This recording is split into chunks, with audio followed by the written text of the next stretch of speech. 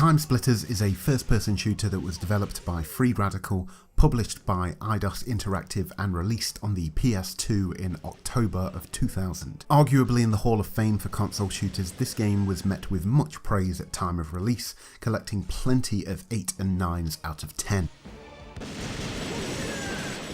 Now, normally I start my reviews off by catching you all up to speed on the game's premise, narrative and main characters, and this is where TimeSplitters is a little odd, as there is technically a story mode, but there is no cutscenes, dialogue or really any exposition as to what is going on in this game. From playing the game back then and now, and after a bit of research into the plot, here's what I can tell you. You take control of 18 characters across 9 missions that are spread out over the 100 years between 1935 and 2035. None of these missions seem to be linked together in any major way.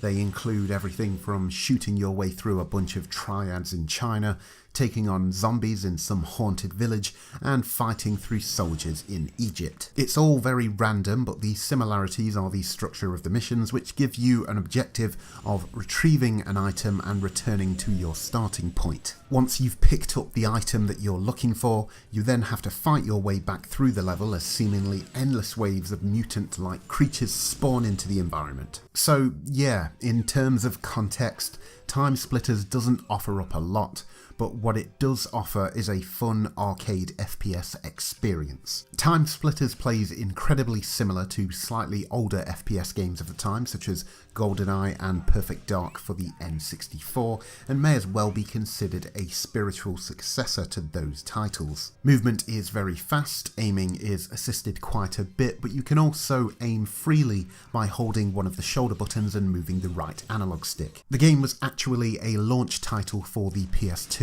and it sure does feel like one. And I don't mean that in a negative way.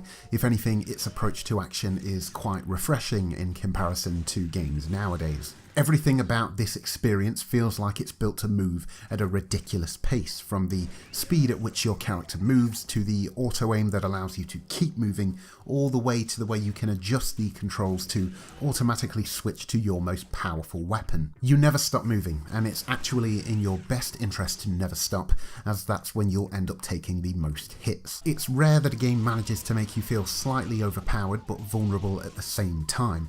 Once you get to grips with the aiming and speed of the game, you'll almost be unstoppable, but if you get a little too cocky in some situations, you'll be dead within seconds. There is a large selection of weapons on offer that make all of this feel quite fun and varied.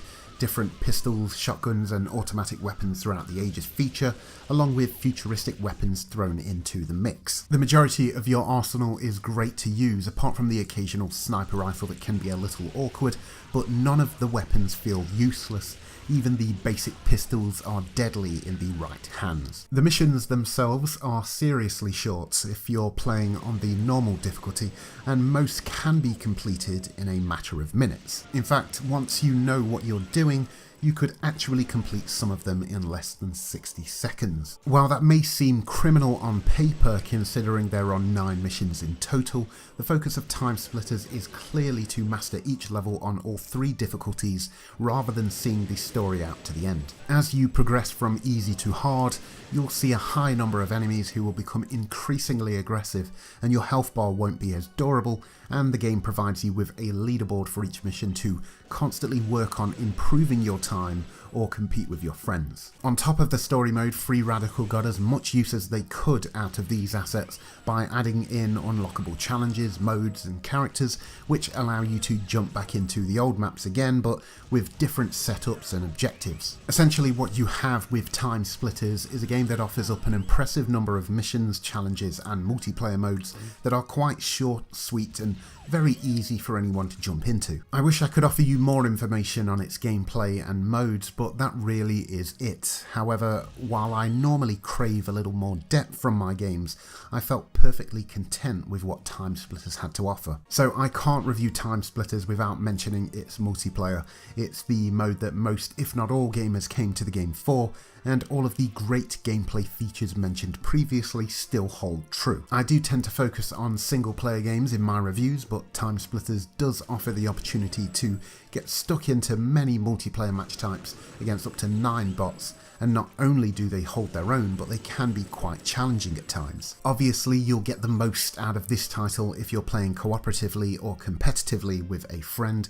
It's what TimeSplitters was designed for, and although going back to the days of sharing a split screen will take some adjusting, you'll still have a great time with the creative maps and modes on offer. Now, once again, in my usual review structure, I would discuss the game's presentation, but this shooter doesn't offer up much to discuss in that regard. One thing I can say is that for a game released in the year 2000, it still holds up fairly well, as there is a sharpness and clarity to the environments that I appreciate. Environments are of course varied as they span across an entire century, and the wide range of areas that feature in the game are represented well, with a decent amount of creativity in the futuristic settings also. Character models have also aged somewhat gracefully, as the style of game is more cartoonish than realistic, so you're never caught off guard by something that was supposed to look like the closest thing to real 18 years ago. Also, what should be noted about this game is that even though it moves at a ridiculous pace, the frame rate stays incredibly smooth throughout,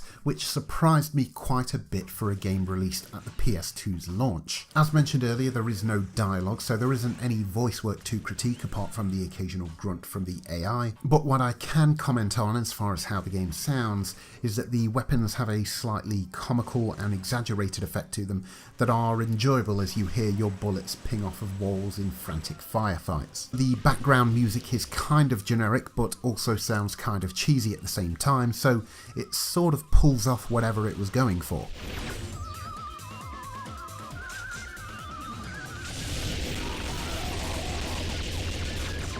To sum up, TimeSplitters is the definition of an arcade-style shooter. It's fast, it's fun, and it's kind of silly. Is it a shame that it doesn't have a little bit more narrative to connect everything? Yes, but it's only a shame because you feel like the developer would have done a great job if they had chosen to add that in. The multiplayer is where this shooter really shines, in my opinion, and that has always been the case. Let's be honest, most fans of this generation are well into adulthood at this point, and the opportunities for some split-screen shootouts with friends are pretty few and far in between. Nevertheless, TimeSplitters still has plenty to offer, even if you're playing solo, and being that your playthrough will most likely be brief, it's definitely worth your time.